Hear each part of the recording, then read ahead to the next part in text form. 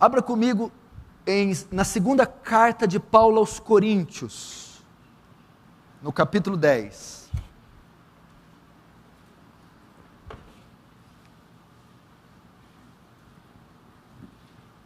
Segunda carta de Paulo aos Coríntios, no capítulo 10.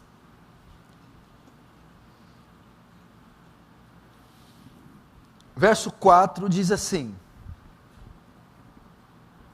verso 3, porque embora andando na carne, não militamos segundo a carne, porque as armas da nossa milícia não são carnais, e sim poderosas em Deus para destruir fortalezas, anulando nós sofismas e toda altivez que se levante contra o conhecimento de Deus, e levando cativo todo o pensamento à obediência de Cristo, estando prontos para punir toda desobediência, uma vez completa a vossa submissão. Deixa aberto aí, não feche, vamos orar. Pai Santo, ajuda-nos nessa difícil tarefa, que é expor a sua palavra. Eu preciso de iluminação sobre esse texto, da direção do seu Espírito, e que o Senhor abra o entendimento da igreja, para compreender a sua santa palavra. Senhor, traz temor nesse local, Senhor. Estamos fartos de cultos vazios, mortos, secos. Não queremos filosofias ou palavras de sabedoria, Senhor. A única força capaz de libertar os homens é a sua palavra. Senhor, se ela não vier com poder, se ela não for aplicada com graça, se ela não for proclamada com autoridade, Senhor, serão apenas palavras dirigidas ao ar. Eu oro pelo teu povo, oro para que eles sejam livres, oro para que eles enxerguem, oro para que a graça se estenda sobre todos eles, e que Satanás não tenha mais domínio sobre nós. Faz teu reino avançar, Senhor. Receba a glória para si, e nos conforma à imagem do seu Filho, em nome de Jesus, amém. No capítulo 10, e nos versos que eu li, ele se dedica um breve momento para alertar os coríntios sobre a existência de um inimigo, a oposição que eles têm e terão.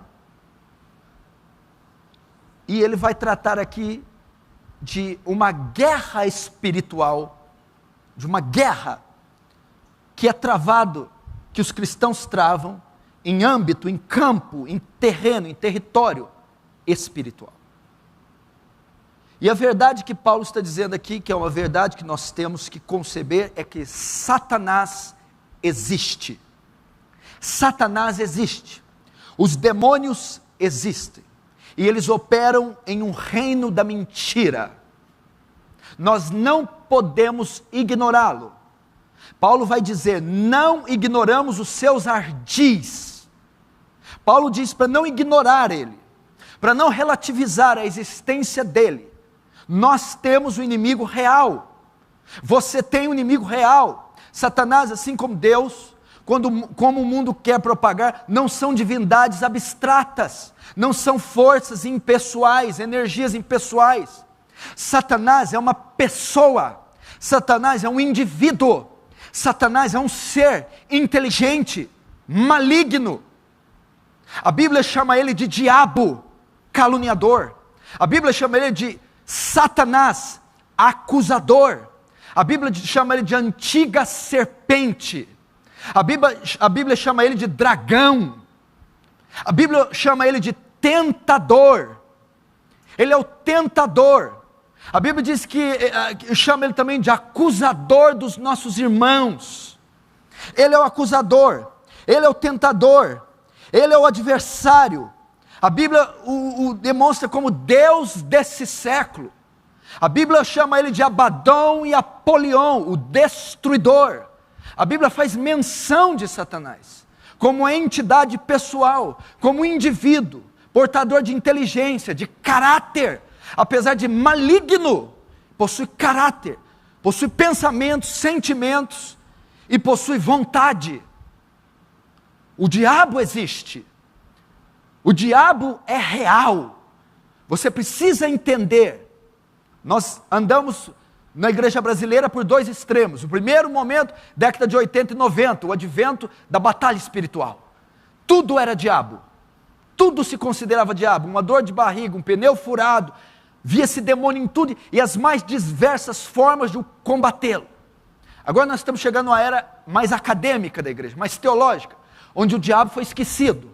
Onde tudo provém da soberania de Deus ou da depravação humana. Tudo é fruto da vontade soberana de Deus ou da depravação do homem. Exclui-se o diabo. Ninguém luta, ninguém guerreia, ninguém é tentado por ele. Ele é apenas um boneco ao bel prazer de Deus.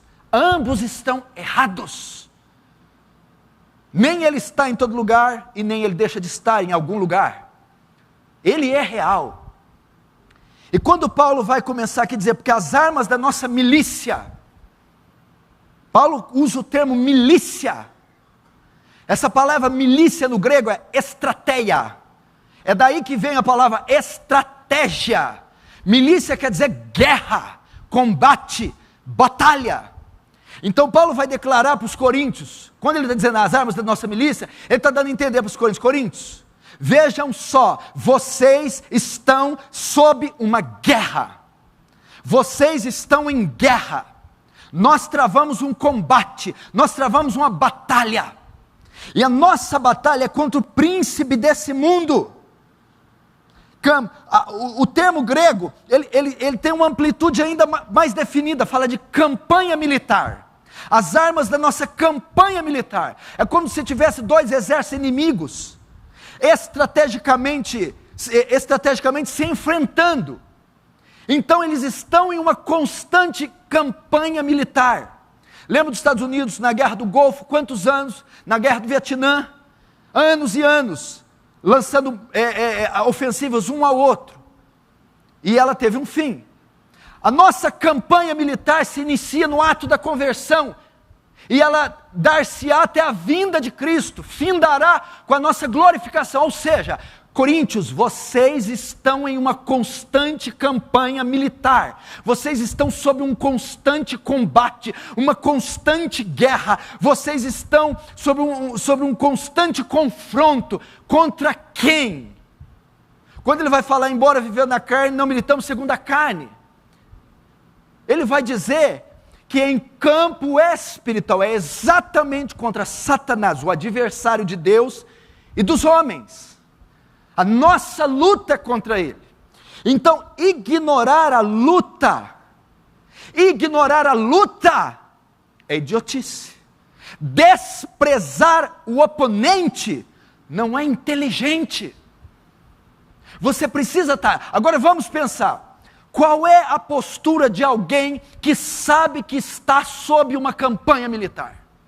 Qual é a postura de um soldado que sabe que está na iminência de um ataque? Se nós vivendo na carne, forma humana ele está fazendo, não está dizendo de atos carnais, o termo aqui quer dizer, embora andando na carne, embora sendo humanos, embora vivendo em corpo, embora tendo massa, embora sendo corpóreos, não lutamos corporeamente. Então quando ele vai dizer isso, ele está dizendo, vocês estão constantemente em guerra. Agora qual é a postura de alguém que sabe que está debaixo de uma campanha militar? Obviamente não serão levianos, nécios, não serão incautos. Essas pessoas andarão com cautela, essas pessoas andarão com prudência, vigilantes, pois elas estão sob ataque inimigo, em território inimigo, combatendo constantemente. Querida, a primeira coisa que eu quero te dizer, primeiro, Satanás existe. Você já estudou os atributos de Deus? Você já parou para estudar os atributos do diabo? Você viu quantos atributos a Bíblia dá a ele? E eu não tenho tempo para falar isso, não estou pregando sobre os atributos do diabo. Aliás, não tenho muito interesse em saber dos atributos do diabo, mas o diabo tem atributos. O diabo tem atributos. Quando chamado de serpente, a antiga serpente, quando é chamado ele de sedutor, sagaz, dragão, são características oriundas, peculiares, que definem o caráter e o poder do diabo. Tu eras querubim ungido. O diabo tem adendos, o diabo tem poder. Acusador, adversário, Deus desse século, príncipe desse mundo, os atributos do diabo. Por que a Bíblia narra o diabo dessas formas? Podia falar só diabo, ou só Satanás. Mas por que a Bíblia dá nomes para o diabo? Por que a Bíblia dá adjetivos para o diabo? Para mostrar a você quem é o seu adversário, as qualidades, as características que ele tem. Ele não é um ser abstrato, desprovido de inteligência. Ele é poderoso, articulado, estrategista, inteligente, sagaz, maligno, sorrateiro. É por isso que ela fala dos atributos, para saber que ele tem qualidades a serem vencidas. O segundo é que ele tem um reino, o reino do engano, o reino da mentira. Por que da engano e da mentira? Um reino que consiste em que consiste em propagar a mentira e propagar o engano, a sua horda, a sua elite demoníaca, o seu exército maligno.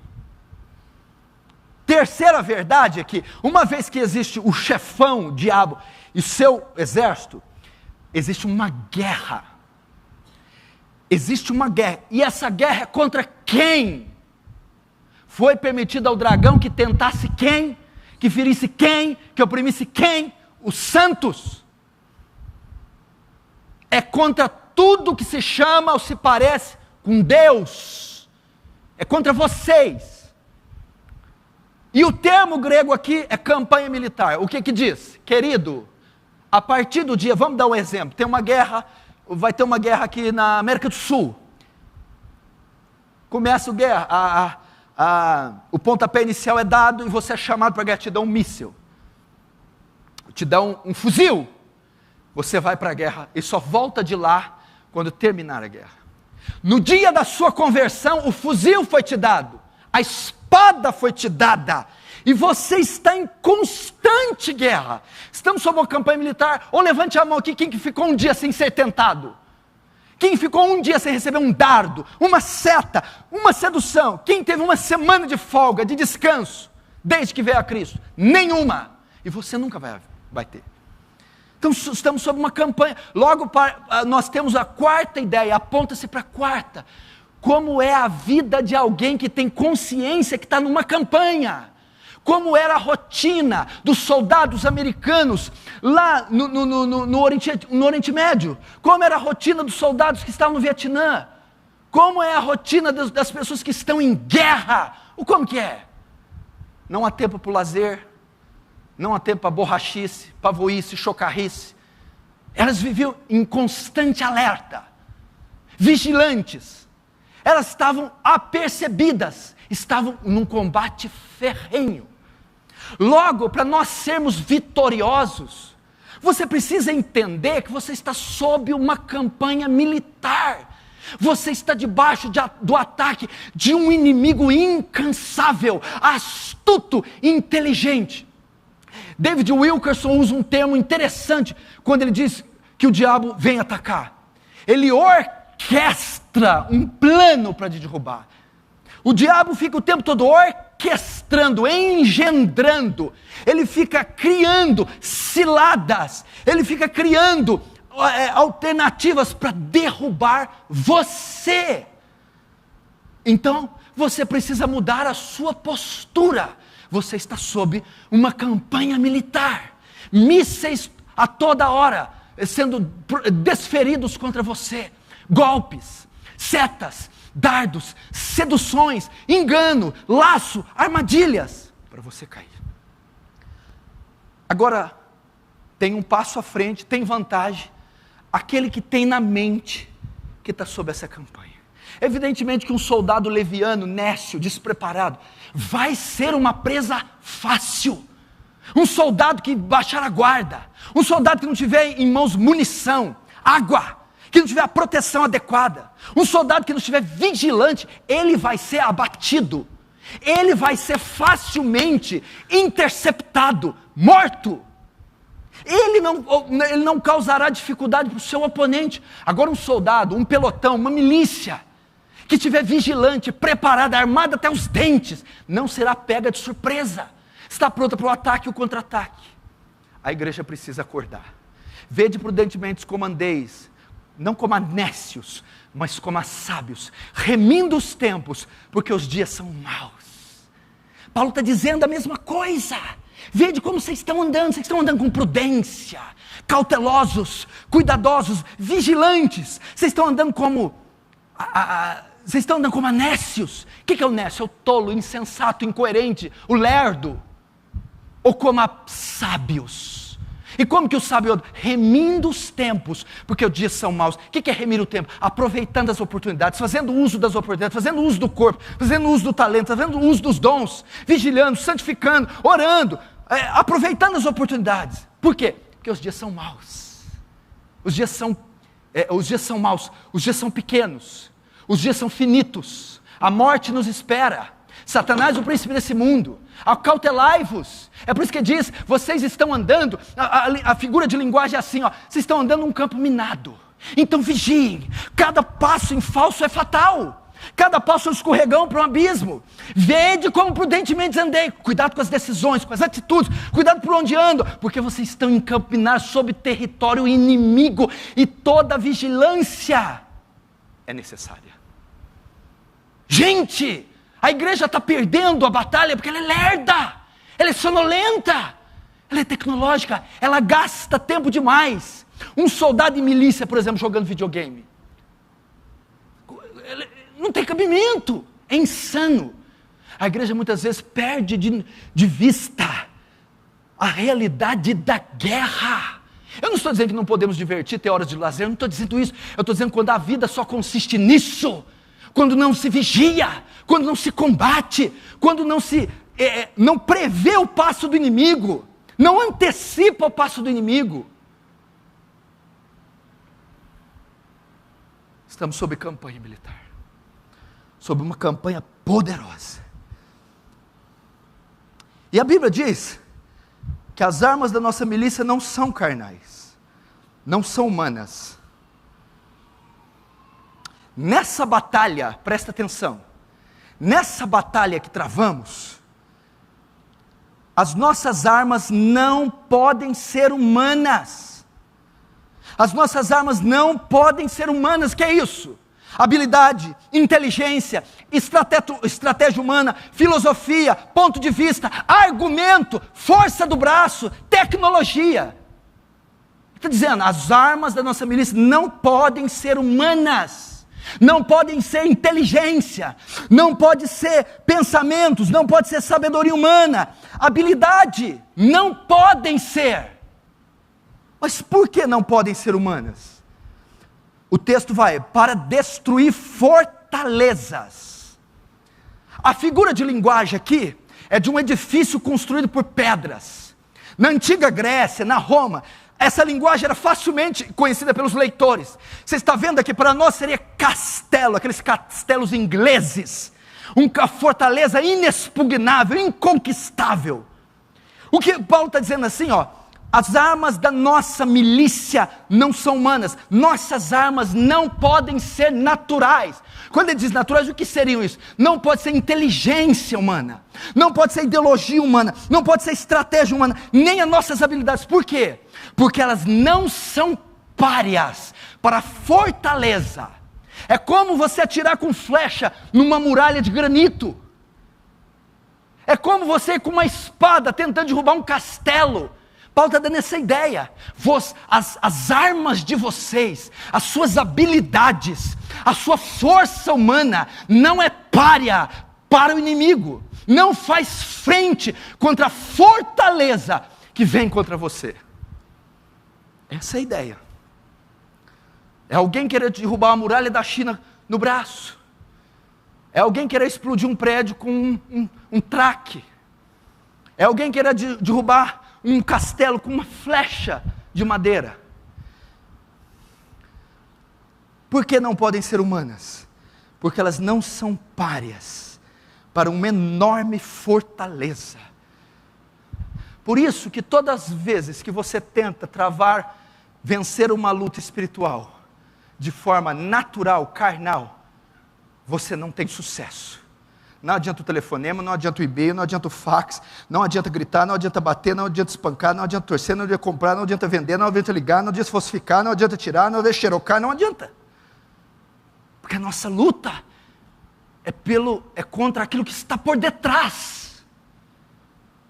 É contra aquele que tem atributos, Satanás. É contra o seu reino. E o seu reino é invisível. O seu reino é espiritual. Nossas armas não são páreas.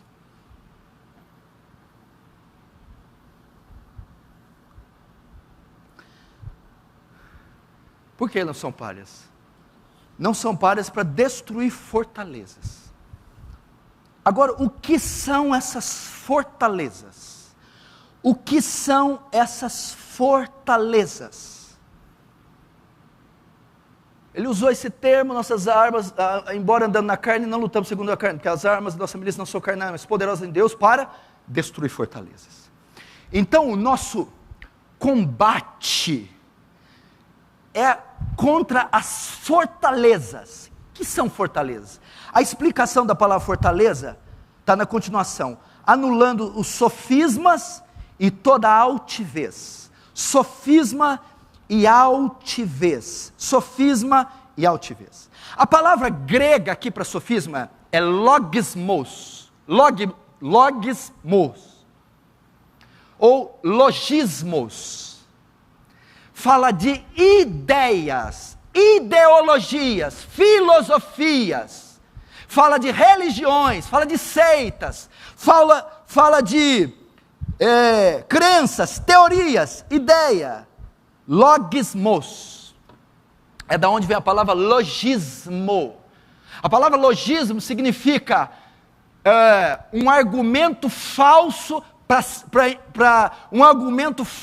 para induzir ao erro. Essas fortalezas são ideologias,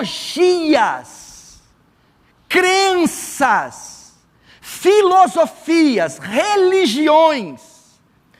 E o Paulo usa o termo fortaleza, porque ele está dizendo assim, com essa revelação, o campo de batalha do diabo é na mente. O campo de batalha é na mente. A nossa guerra é uma guerra na mente. Por quê? As armas da nossa milícia não são carnais, ok? São espirituais. Para destruir fortalezas. Que fortalezas? Aí ele vai dizer, anulando nós o sofismo e todas as altivez que estão na fortaleza. O que é sofismas? Os quais as fortalezas colocam sobre as pessoas. Ideologias, filosofias. Satanás prende as pessoas em uma fortaleza de engano, numa fortaleza de ideologia, numa fortaleza de sofisma, numa fortaleza de filosofia. Satanás, ele promove engano, ele promove a mentira. A batalha que Paulo está falando aqui não tem nada a ver com expulsar demônio, não tem nada a ver com unção, com mapeamento espiritual, não tem nada a ver com gente babando e rolando com a unha para trás. Ele está falando de uma batalha muito mais intensa, muito mais inteligente no campo da mente. É levar os homens serem aprisionados em mentira. Então aqui nós já temos outra coisa,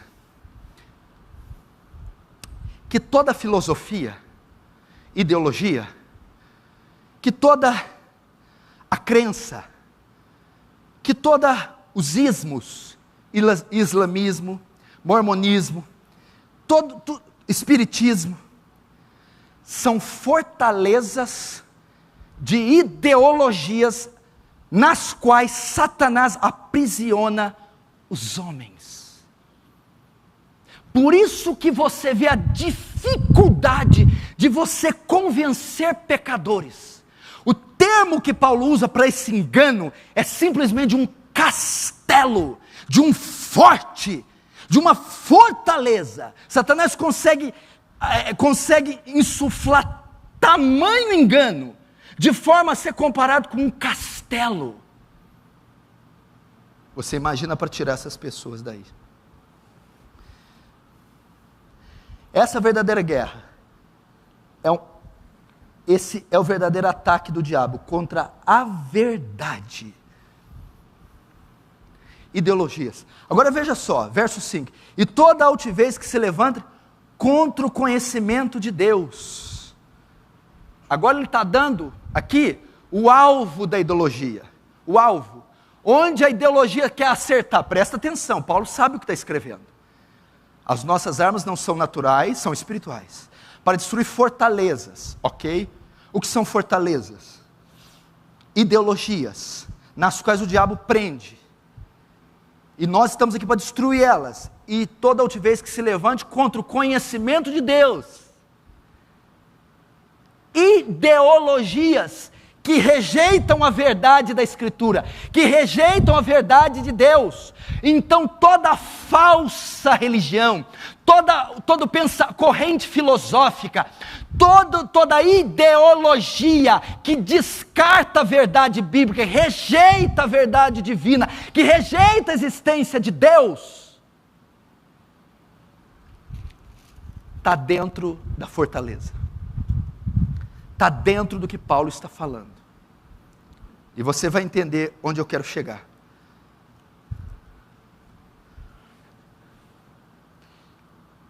Em 1989, todo mundo conhece, com a queda do Muro de Berlim, surgiu uma grande corrente filosófica chamada pós-modernismo. O pós-modernismo trouxe uma das maiores pragas para a humanidade. O relativismo. Presta atenção, guarda isso. Relativismo. O que é o relativismo? O relativismo cultural. O relativismo é a verdade absoluta que não existe verdades absolutas. O relativismo é uma corrente de pensamento que ensina que não existe verdades absolutas. Tudo é relativo. Tudo é relativo. Por exemplo, o problema do mal. O que é mal para você pode não ser mal para mim. Depende do ponto de vista e do contexto. Pois o mal é relativo. Entendeu? A questão de sexualidade, homossexualidade, é relativa. Para você é vulgar um homossexual. Para mim não é. E essa ideia, essa corrente filosófica dominou todos os campos da sociedade. Vivemos numa sociedade relativista. Vivemos numa cultura relativista, onde as verdades e valores têm sido relativizadas. Vivemos uma sociedade que não tem valores absolutos, não tem verdades absolutas. É tudo relativo. A questão do aborto, relativa, por isso que estão apoiando. A questão da ideologia de gênero é relativa, por isso que estão apoiando. A questão da eutanásia, a questão de energia nuclear, tudo isso está sendo relativizado. Acabou o mal e o bem, não existe mais mal e bem, isso é relativo. Tem que partir do contexto histórico, do contexto cultural, do ponto de vista da realidade de cada um. Aí entramos no relativismo cultural, que cada prática e cada verdade depende do ponto de vista e da cultura que cada um professa, nasceu. Isso destrói os valores absolutos. Quebra os padrões morais de bondade, de maldade. Qualquer um pode fazer o que quiser. É relativo assassinar alguém. Eu tinha minhas razões. Não posso ser considerado mal. Eu fui me defender. É relativo a abortar uma criança com alguns meses.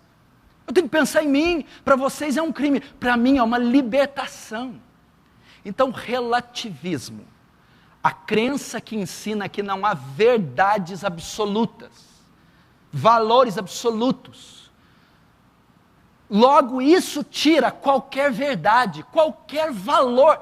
Vai criar uma sociedade imoral, sem regra, sem limites, sem leis, porque leis compreendem absolutos, e uma sociedade relativizada não pode ter absolutos, então não pode ter leis. Relativismo.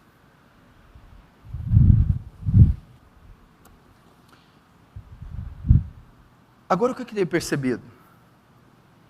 Presta atenção. Eu estou dizendo aqui da minha experiência. Eu sou cristão há 18 anos e sou pastor há 10. Tenho visto muita coisa nesses anos e conheço o Evangelho desde 90. Desde 90. Tenho conhecido milhares de crentes por todas as partes do mundo, visitado igrejas e centros em todas as partes do mundo e do Brasil. Presta atenção. Não existe nenhuma praga que está assolando mais a igreja de Cristo do que o relativismo. Não existe nenhuma praga que ameaça a cristandade como o relativismo. O relativismo é o instrumento mais poderoso, mais inteligente e sutil que o diabo usou nas últimas décadas.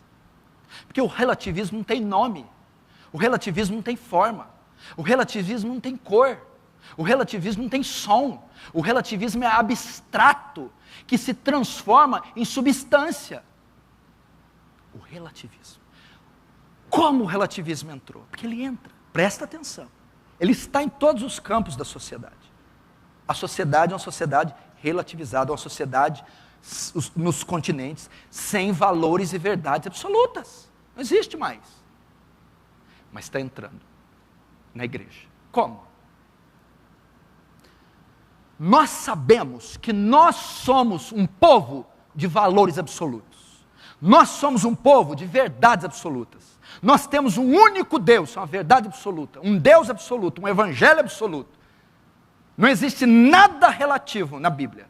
Tudo é absoluto. Jesus disse, eu sou o caminho, artigo definido.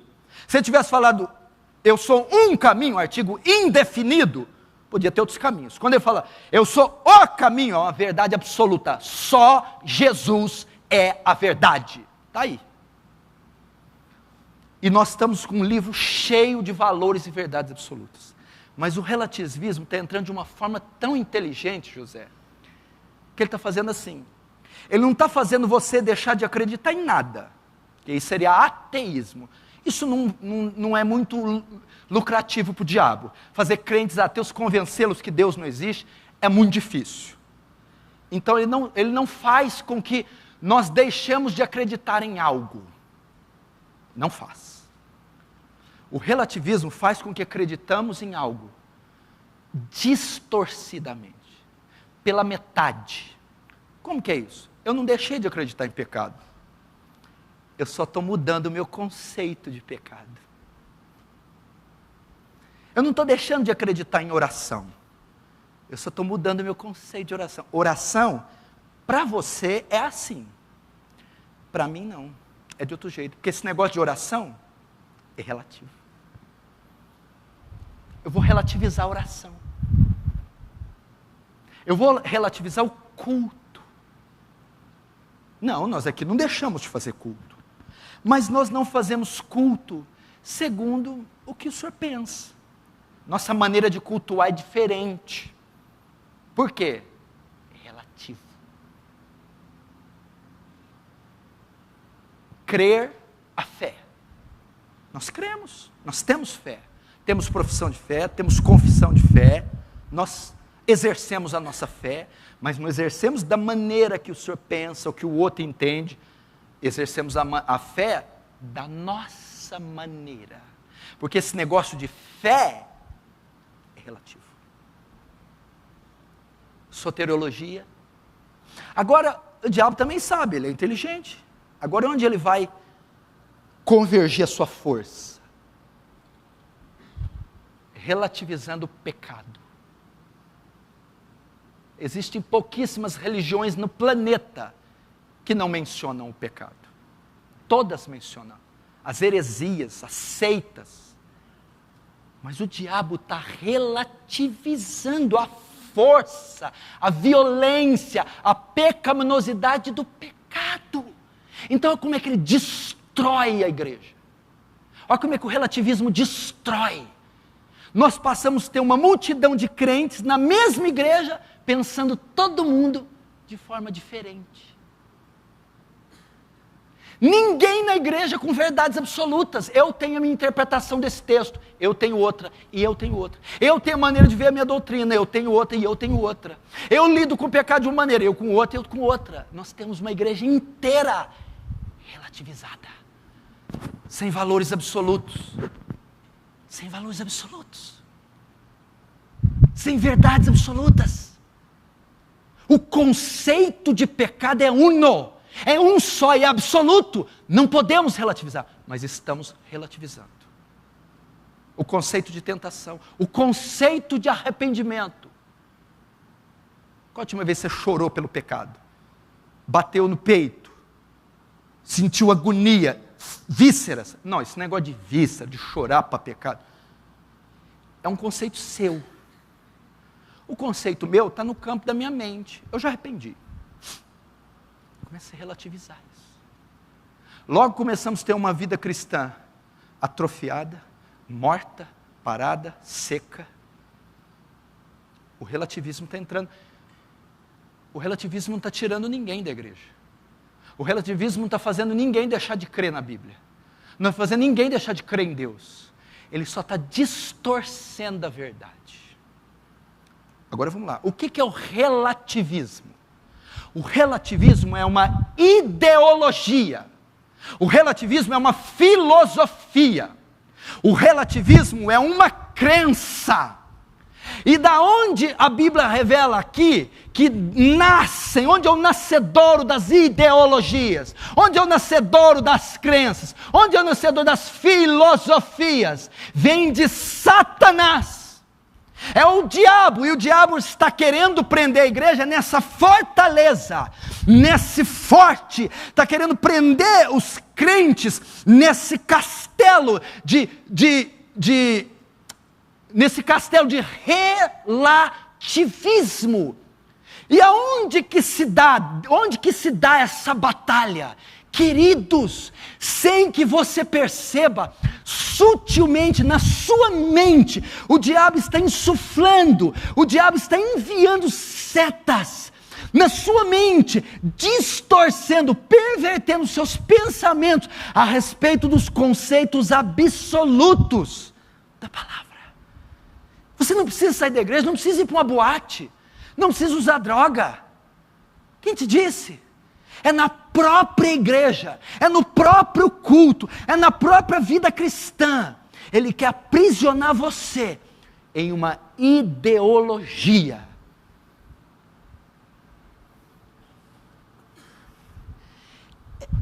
Essa é uma batalha, presta atenção, essa é uma batalha por como as pessoas pensam. Como é que eu sei? Olha só.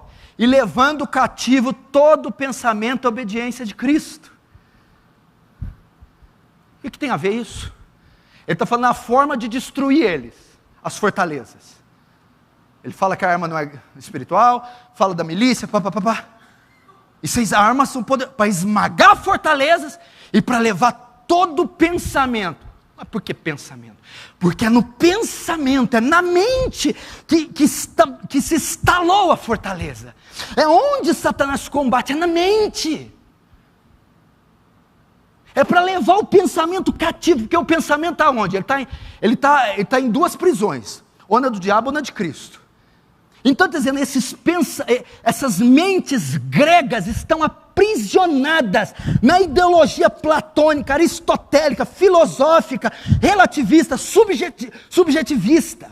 E a nossa estratégia é resgatar essas mentes, é libertá-las das fortalezas, libertá-las do engano. E o diabo está fazendo isso.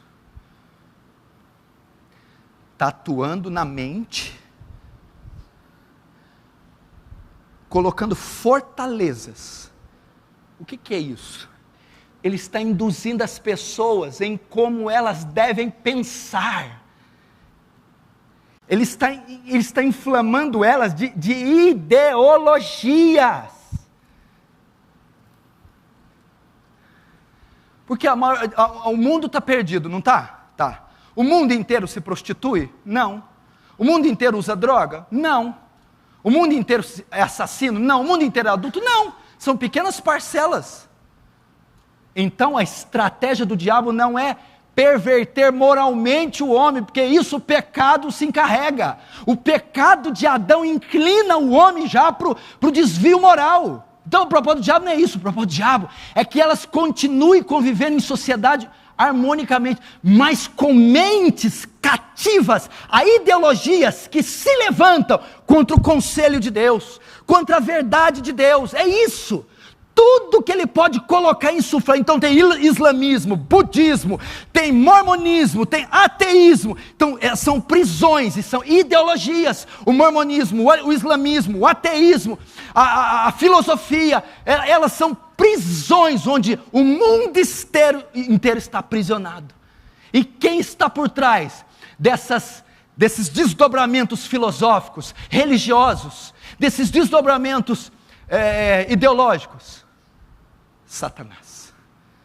Aí eu li para você de um outro pensamento filosófico, o relativismo, que ensina o quê? Destruam verdades e valores absolutos, relativizem tudo, e assim vocês não terão a verdade. E esta última é que está atacando a igreja. Não precisa de ninguém sair, beber, matar ou fumar. Vamos distorcer a verdade de Deus, vamos distorcer as doutrinas, vamos distorcer a concepção deles a respeito da fé. Igreja, isso é poderoso demais. Por isso que você vê pessoas obstinadas, por isso que você vê pessoas cegas, por isso que você vê pessoas que têm o mesmo livro que você, creem no mesmo Deus que você, cultuam no mesmo lugar que você e pensam diametralmente opostas. Sofismas, ideologias, logismos, aprisionando pessoas em conceitos relativistas.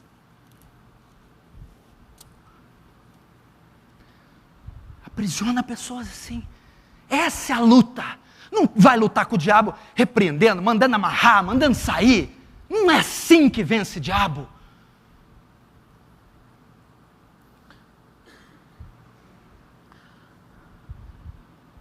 Mateus e Lucas 4, ambos os 4.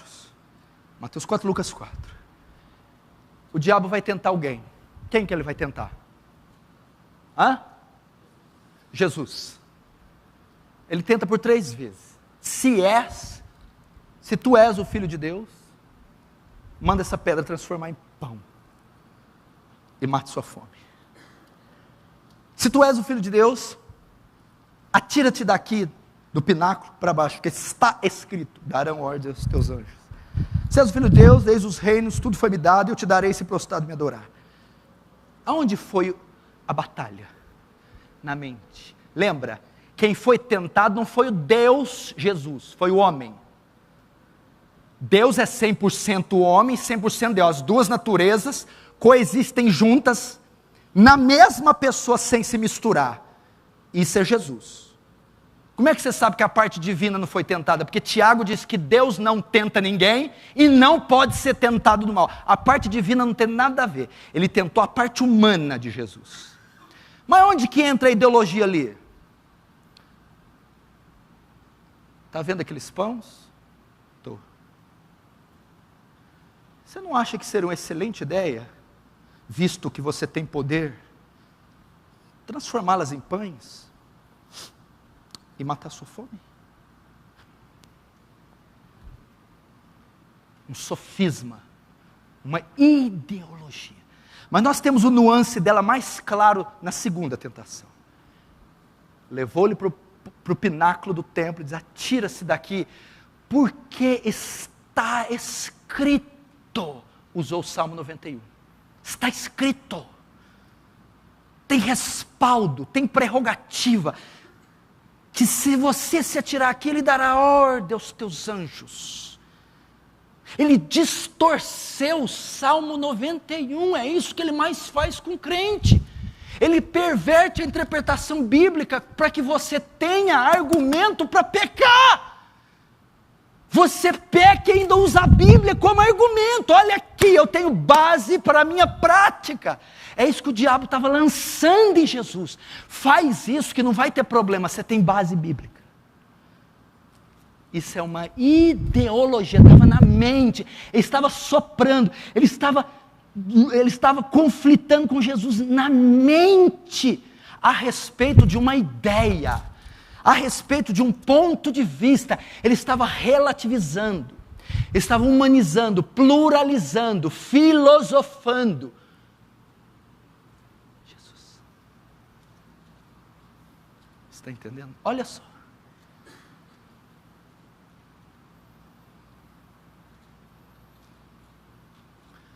Como é que está a tua mente? Você já viu quando você às vezes está num culto, ou não sei, num lugar, de repente, o que eu estou fazendo aqui? Deus não existe não. Olha no campo da mente. Quando você está em casa, larga essa vida, você está perdendo a sua vida. Ele vai lançar um argumento, ele vai lançar uma filosofia, para que você desista da verdade. É assim que o crente desvia. É quando ele, no campo da mente, tenta impor em você outra corrente de pensamento, que contraria o conhecimento de Deus. É assim que ele luta sobre o pecado, sobre as doutrinas. Querido, o pecado é letal, terrível, perverso. Foi o Mateuzinho ali que eu pedi para ele ler Os Puritanos e a Conversão.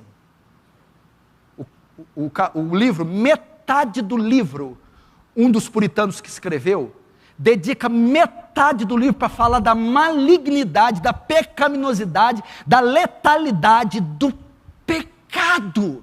Você não tem ideia, em questão de pecado, os puritanos não tem para ninguém. A força com que eles expõem a natureza do pecado é tão violenta, é tão profunda, essa frase, que bastou um pecado só para Deus tirar Adão e Eva do Éden, veio dos puritanos. E como é que você está vendo o pecado? Não, eu não pequei, eu tropecei. É uma falha moral, um equívoco. Não, é pecado e destrói a alma. Não resistisse até o sangue, combatendo contra o pecado. E quando orardes, Jesus subiu ao monte e passou a noite inteira orando, e no Getsemane transpirou gotas de sangue. Quando fala do perdão, quando for oferecer a tua oferta e lembrares e memorizares que tem algo contra alguém, não se atrevam a oferecer esta oferta a mim, vão e reconciliem primeiro. Gente, onde tem relativismo nisso?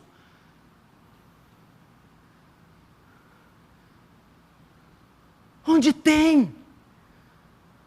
A palavra arrependimento, João Batista chega lá. João Batista, arrependei-vos e produzi frutos dignos de arrependimento, não presumais que vocês têm por pai Abraão, porque Deus dessas pedras pode suscitar filhos de Abraão. Jesus vem, o reino de Deus é chegado, o tempo está cumprido, arrependei-vos. Pedro pregando, o que faremos? Arrependei-vos. Arrependimento. E Paulo vai até mais longe e falar, tem um arrependimento que é da carne. A tristeza segundo a carne gera morte, mas segundo o Espírito, vida. É o arrependimento do remorso, da lágrima de crocodilo. E ele vai fazer, não adianta esse arrependimento, tem que ser no cerne do homem, tem que ser das vísceras do homem. Valores absolutos, valores absolutos. Examine-se a si mesmo para saber se está na fé. Valores absolutos. Quando está falando para o pai, você não conduz sua casa de qualquer jeito, você não trata sua mulher de qualquer jeito, há uma verdade absoluta para a condução do seu lar, e o que passa dela é relativismo, ideologia satânica. Verdades inegociáveis que nos faz ser esse povo singular que somos, esse povo ímpar, distinto, por causa dos absolutos que Deus nos deu. E se você negociar isso, você será herege, apóstata. É uma ideologia que o diabo pode estar te prendendo na sua mente. Agora vamos terminar. Como vencê-la? Vamos ver. Como vencê-la? Verso 5. E toda altivez se levante contra o conhecimento de Deus, levando cativo todo o pensamento à obediência de Cristo. Até aí. O que é levar? Olha só, gente, o que é levar? Que a figura de linguagem dá a impressão que é George Lucas, né? A Jornada nas Estrelas, o Retorno de Jedi. Mas não é. Levando todo o pensamento cativo. Como é que eu levo o pensamento cativo para o marxismo cultural? Abra comigo aí no livro do Antônio Gramsci. Eu vou dar uma palestra sobre marxismo cultural, ateísmo. 1 semana, 1 mês, 2 meses, 4 meses. Eu estou colocando as mentes dos ouvintes num cativeiro, numa fortaleza cultural, ideológica, através dos meus sermões, literatura, livros. E como eu resgato essas pessoas desses fortes? Eu entro na fortaleza, saqueio elas e levo para outra fortaleza, cativos em Cristo. Com a palavra de Deus. Levando o pensamento ao Evangelho, conduzindo elas a Cristo, levando elas para a palavra de Deus. Como que o diabo venceu? Transforma os pães. Primeiro sofisma. Pula daqui do pináculo. Segunda ideologia. Prostra e me adora. Terceira filosofia. Jesus apelou para Deuteronômio. 2 do capítulo 6 e 1 do capítulo 8. Está escrito: nem só de pão viverá o homem, mas de toda palavra que procede da boca de Deus. Está escrito: não tentarás o Senhor teu Deus. E último, está escrito: ao Senhor teu Deus adorarás, e somente a Ele darás culto. Foi-se, a ideologia foi quebrada, massacrada. É a verdade da palavra. É a santa palavra, e conhecereis a verdade, e a verdade vos libertará da onde? Da fortaleza, do cativeiro. Por isso tem algo para você.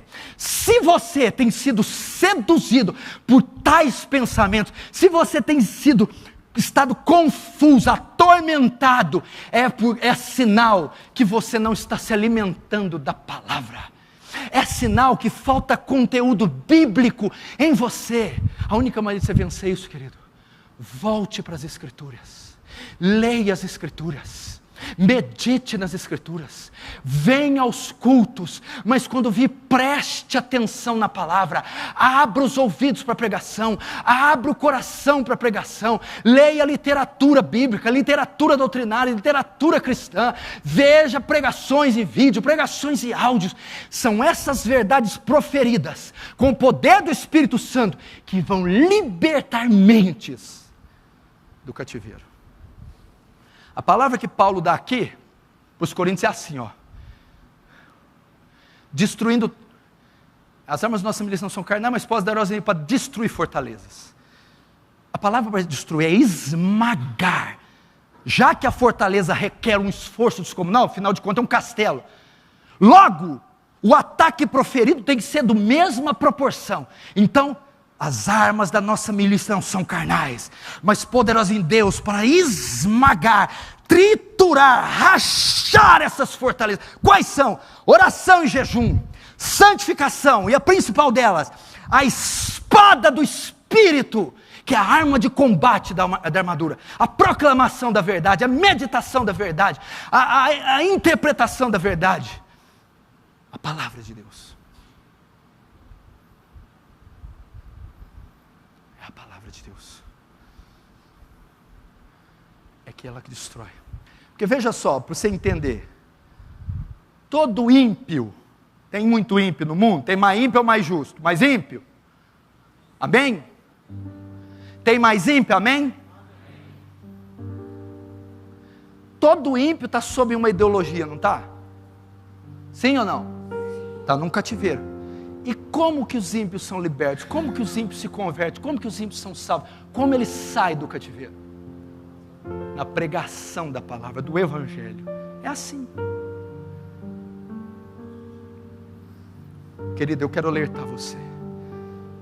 O inimigo é forte. Ele tem atributos. Ele tem um reino de engano. Ele tem uma hierarquia. Nós estamos numa campanha militar, viu? Você vai sair daqui, a campanha não acabou não, tá? Lá na porta tem campanha militar. Dentro do carro tem campanha. Lá na pizzaria tem campanha. Na sua casa tem campanha. No quarto com a mulher tem campanha. O tempo todo ele vem. Aonde? Aqui, ó, na mente. Eva, ele disse que você não morrerá. Certamente não morrerá. Pode tomar do fruto, porque você vai ser semelhante a ele. Sofisma aqui, ó, fez ela perverter uma ideologia. Pum, caiu. Cuidado, gente. Fica vendo demônio arranhar a porta, demônio aparecer, assombração. Ele não está nem aí com isso. Está aqui, ó. Como eu venço? A palavra. A palavra. Qual a última vez que você leu 10 capítulos da Bíblia seguidos? Qual a última vez que você leu a Bíblia? Meditou, chorou em cima dela, rabiscou, leu de novo, de novo. Qual a última vez que você leu 10 dias seguidos, sem falhar nenhum, 10 seguidos? Está vendo? É por causa disso. Sem se alimentar desse livro. Esse livro aqui, só a simples leitura dele tem tanto poder. É como uma espada de 2 fios. É o pão que nutre a alma, é o espelho que revela o nosso pecado. É uma espada do nosso combate, um escudo contra o inimigo. É a água que descedenta. Está aqui, meu irmão, mananciais de águas vivas aqui.